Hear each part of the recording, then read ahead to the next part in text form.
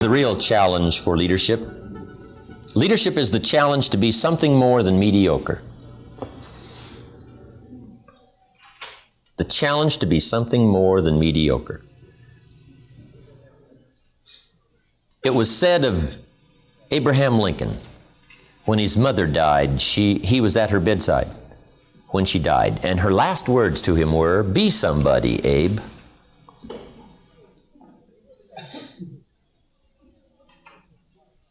And if that story is true, he must have taken it to heart. Be somebody. That's a good challenge. Be somebody. Be somebody wise. Be somebody strong. Strength is attractive. Be somebody kind. All of the attributes of leadership are a unique challenge. Now here's the real key. Learn to be strong but not rude. There's always the thin line that you have to watch and make sure you don't cross. Learn to be strong but not rude. The challenge is to be kind but not weak. Learn to be bold but not a bully. The challenge is to be humble but not timid. Be thoughtful but not lazy. Learn to be proud but not arrogant. That's a challenge. Learn to have humor without folly. It's okay to, tell funny stories, but the key in leadership is don't be silly, right? There's a difference between being silly and having humor. Okay, that's the challenge of leadership. Now, leadership should understand the 20%, 80% rule. And the 20%, 80% rule, I don't know exactly where it came from, but if you're going to be involved with people any amount of time or any number of people from whatever walks of life, you've got to understand what we call the 20%, 80% rule. And if you haven't heard it before, let me give it to you. The 20%, 80% rule says, it seems like 20% of the people do 80% of the business, and 80% of the people do 20%. It's just one of those strange things about life. And we can ask whys all day long. A lot of things you don't ask why. Let the obvious be your best teacher.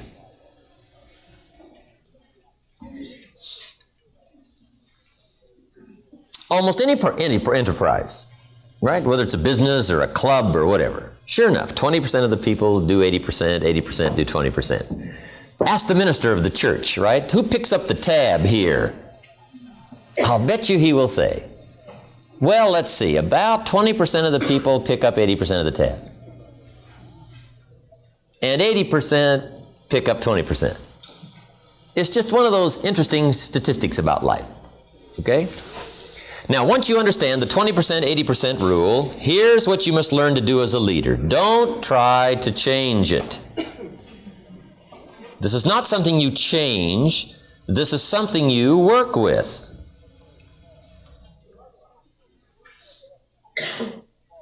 See, there's a lot of things in life you don't change. You don't say, I think I'll take fall and put it after winter. Say, no. See, that's too difficult. You don't change fall around and put it after winter. You leave it where it is. But you learn to work with it like it is. Okay? The best beginning for any successful venture is reality. Let's figure out how it really is. And not kid ourselves. And not wish it was different. Okay, so we take the 20%, 80% rule like it is, and we learn to work with it. Now here's some of the key points in understanding the 20%, 80% rule. If you wish to affect your business 80%, you must work with the 20%. It's just one of those things you just learn to work with. To affect your business 80%, you work with the 20% that are creating 80% of the business. Now let me give you a unique part of life. The pull is in the opposite direction. And it always is. Here's what success is. Success is learning to move in the opposite direction of the normal negative pull. Success is just overcoming the normal negative downward trend. Because I guess that's what life was meant to be. Overcoming the normal negative downward pull. Success is moving in the opposite direction.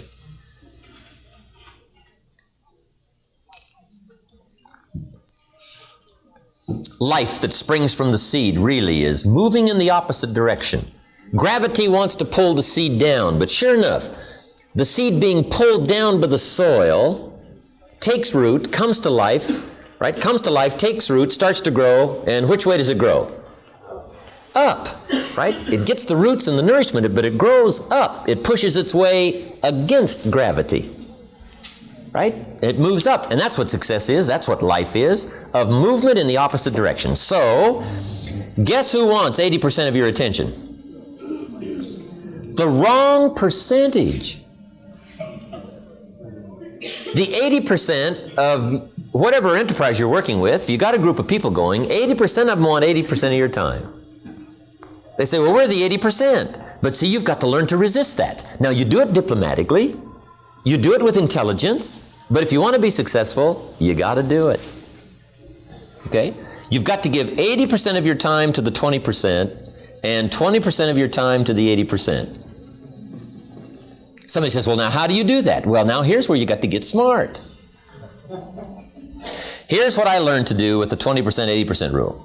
I learned to give the 20% individual time and the 80% group time. I just figured that out. Right? Say, well, these 80% are only producing 20% of the business. So I've got to figure out a way to talk to them by groups. Now I can talk to an individual that's doing the high production, but I can only talk to the groups in these collection of people that are doing the small production. Okay? Now guess who wants your individual time? The wrong percentage. What you got to do is just diplomatically move in the opposite direction. You just diplomatically learn how to just give the group time to the 80%, individual time to the 20%. Now this is not something you fight, it's something you work with. Guy says, oh, I got it made, here's what I will do. I'll just eliminate the 80%. Right? They're only getting 20% of the business anyway. I'll just get rid of them. And I'll just keep the 20%. Well, you can do that, but here's what will happen pretty soon. The people that you've got left after you have fired the 80%, sure enough, 20% of them will be doing 80% of the business. And 80% will be doing 20%. This is like the seasons. This is not something you try to rearrange. This is something you get smart enough to work with. Now, every leader must have some listening time to what's going on in the field, what's happening with the people. Here's what you must do with your listening time. You must give 80% of your listening time to the 20%. And 20% of your listening time to the 80%. Now, guess who wants 80% of your listening time? The wrong percentage. So you just have to learn to be diplomatic. Okay? It's incredible.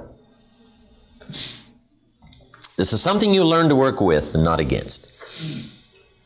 Now, what you do is just learn to capitalize on the way things are. To create the market, most people buy when it's high and sell when it's low. Right? That's normal. That's the normal scare. That's the normal being uneasy. Buy when it's high, sell when it's low. Guess who becomes wealthy? The people who move in the opposite direction. Now that takes tremendous strength of will and capacity and knowledge. And it doesn't mean you hit it every time, but it does mean your chances are much better to buy when it's low and sell when it's high. Right? That's what success is. Success is moving in the opposite of the normal negative downward pull. But what's unique about human enterprise is Unique things can be accomplished by understanding the world setup, understanding how people are, and learning how to work with it and not against it.